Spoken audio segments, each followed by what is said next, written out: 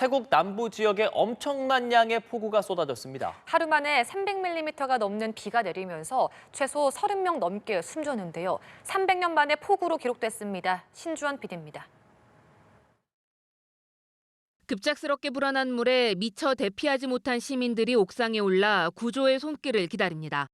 구조대원들은 건물에 고립된 사람들을 위해 헬기로 구호 물자를 전달하고 보트와 군용 트럭 등을 이용해 밤낮 없이 주민들을 대피소로 이동시킵니다. 최근 태국 남부 지역에서 기록적 폭우가 쏟아지며 홍수가 발생해 30명 넘게 숨졌습니다. 특히 남부 송클라주 하디아이시에서는 지난 21일 하루 동안 335mm의 비가 내려 300년 만에 가장 많은 강우량을 기록했습니다.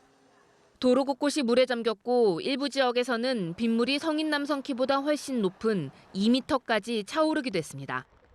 เหมือนในปีที่แบบปี43หรือปี56อะค่ะเหมือนน้ำอะค่ะมันแค่จะปริ่มๆแบบที่ชั้นที่พี่เขาบอกมานะคะที่อยู่นั่นน่ะน้ำมันแค่จะปริ่มๆแบบที่ชั้น1แต่ว่าไม่ถึงกับมิดจมหัวขนาดนี้อันนี้เป็นครั้งแรกที่แบบนี้ใช่ค่ะที่คอนโดที่หนูอยู่นะคะ 송클라주를 포함한 9개 주에서 98만 가구, 270만 명이 홍수 피해를 입었는데 13,000명 정도만 대피소로 몸을 피했고 대다수는 고립돼 도움을 받지 못한 것으로 전해집니다.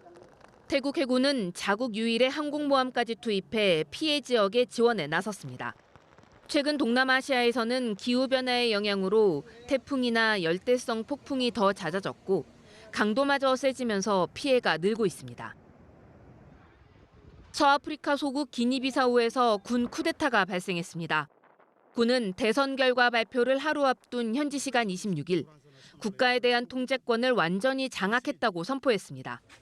이어 국내외 인사들이 국가 불안정화를 목표로 대선 결과를 조작하려 했다고 주장하며 대통령 선거 과정과 언론사 활동을 즉시 중단하고 국경을 폐쇄한다고 밝혔습니다. 기니비사우에서는 1974년 포르투갈 독립 이후 4차례의 쿠데타와 10여 차례의 쿠데타 시도로 정치적 혼란과 사회 불안정이 지속하고 있습니다. 연합뉴스 TV 신조원입니다.